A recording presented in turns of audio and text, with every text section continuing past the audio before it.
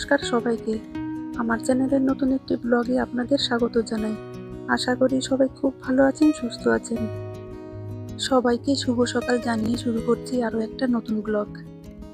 মঙ্গলবারের সকাল আজ আমাদের সবার কাছে ব্যস্ততম একটা দিন।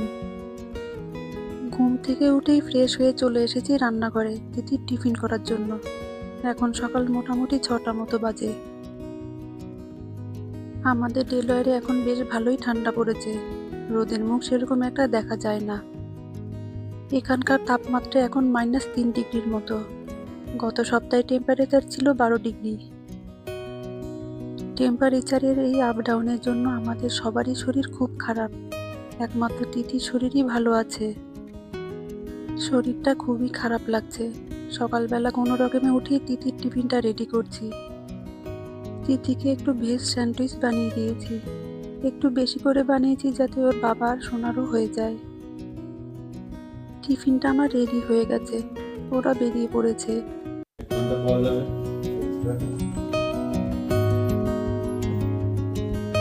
চলে এসেছি আবার রান্নাঘরে। এবার ছট করে মেয়েদের জন্য দুপুরের খাবারটা করে ফেলবো।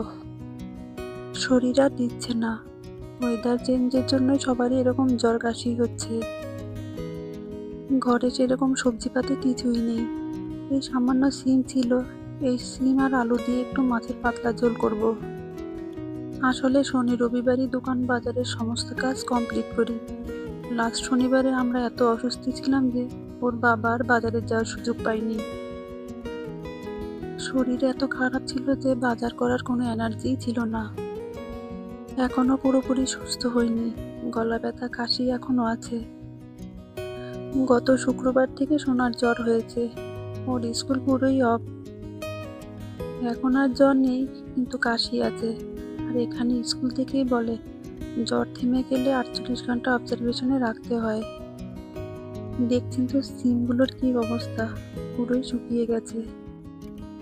বাড়িতে ডিম চিকেন আছে, আনাজপাতি কিছুই নেই, এই দিয়ে কোনো রকমে চালিয়ে নেব। উইকডেজের মাঝখানে তো যেতে পারবো না, সামনে শনিবারে যেতে হবে। তো যেটা বলছিলাম, স্কুল থেকে নির্দেশই থাকে যে বাচ্চাদের জ্বর থেমে গেলেও 48 ঘন্টা অবজারভেশনে রাখতে হয়, যদি সুস্থ হয় তাহলে স্কুলে পাঠাতে বলে। মনে হচ্ছে এই সপ্তাহ আর স্কুলে যেতে পারবে না।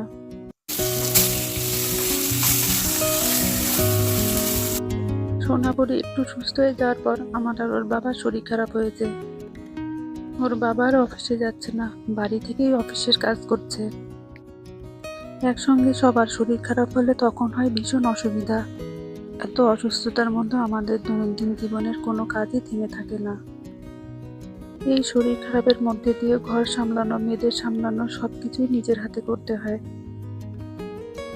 24 ঘন্টার মধ্যে এখানে আমাদের ঘরের কাজ করে সারাদিনই কেটে যায়।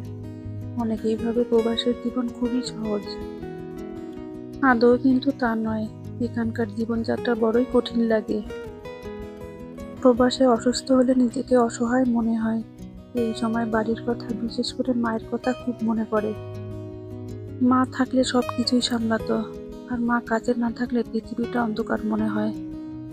আর এখানে তো একা হাতে সবকিছু সামলাতে হয়, এসব দেশে তো হেল্প করার মতো কেউ থাকে না। মাছটা ভেজে নিয়ে তুলে নিয়েছি, এরপর ওই তেলের মধ্যে সামান্য জিরে ফোড়ন দিয়ে আলুগুলো দিয়ে একটু ফ্রাই করে নিচ্ছি। আর ওই পাশে প্রেসারে ভাতটাও বসিয়ে দিয়েছি। এই অসুস্থতার সময় বাচ্চাদের জীবন হয়ে ওঠে কষ্টকর। অসুস্থ হয়ে যখন শুয়ে থাকে তখন মেয়েরা ঘুরঘুর করতে থাকে মা কখন খাবার দেবে। আর সোনাবুড়ি তো স্কুলে যেতে পারছে না, ও তো সারাক্ষণই আমার পাশে ঘুরঘুর করছে। এই রান্না করছি, এখন এখানে পাশে বসে আছে। শরীর খারাপের জন্য মুখে কিছুই ভালো লাগছে না। ভাবছি মেয়েদের জন্য এই রান্নাটা হয়ে গেলে আমার জন্য একটু ঝাল ঝাল করে স্যুপ করে নিব। ঠান্ডা লাগলে একটু ঝাল ঝাল কিছু হলে বেশ ভালো লাগে, তাই না? মনে হয় গলা আর নাক অনেক সেরে যায়। আর আদা দিয়ে চা খেলে তো অনেক ভালো হয়। শরীরটা খুবই খারাপ লাগছে, দাঁড়িয়ে রান্না করতে ভীষণ কষ্ট হচ্ছে, আর ভালো লাগছে না। রান্নাটা হয়ে গেলে আমি আর সোনাবুড়ি গিয়ে একটু রেস্ট নেব। মনে একটাই শান্তি যে দুপুরের খাবারটা হয়ে গেছে। কোনো কারণে শরীরটা খারাপ হয়ে গেলে যদি শুয়ে পড়তে হয়, মনে অন্তত একটাই শান্তি, তিথি স্কুল থেকে এসে খাবারটা অন্তত খেতে পারবে। ব্যাস, আমার রান্নাটা হয়ে গেছে। একটা অনেক বড় ঝামেলা মিটে গেল।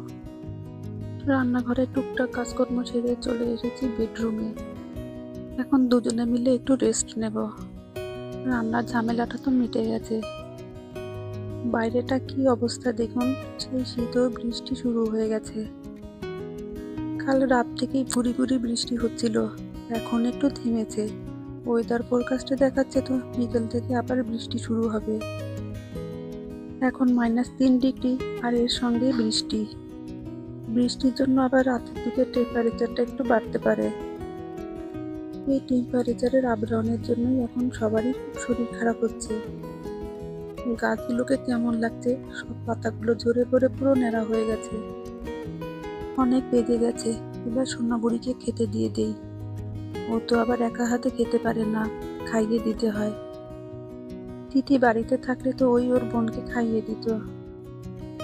এতদিন তো তিথি বোনকে সবসময় দেখেছে, বোনকে খাইয়ে দিয়েছে। মেয়ে বড় হয়ে গেলে কত সুবিধা হয়, ও অনেক কাজেই হেল্প করে আমাকে। এই সময়তে এখানে সবারই জ্বর হচ্ছে, এখন এখানে ফ্লু সিজন চলছে। সবার মধ্যে আমার শরীরটা একটু বেশি খারাপ। সবার প্রথমে সোনার শরীর অসুস্থ হয়েছিল, এরপরে ওর বাবার। ওরা মোটামুটি সুস্থের পথে। এইভাবে ধাপে ধাপে হলে বাড়ির কাজকর্মগুলো একটু ভাগ করে নেওয়া যায়। আর আপনারা তো জানেনই, এদেশে তো ডাক্তাররা একদমই ওষুধ দেয় না। দোকানে একটা প্রেসক্রিপশন ছাড়াই সর্দি কাশির ওষুধ পাওয়া যায়। ওই ওষুধ একটা নিয়ে এসেছি, আর খেয়েই খুব ঘুম হচ্ছে।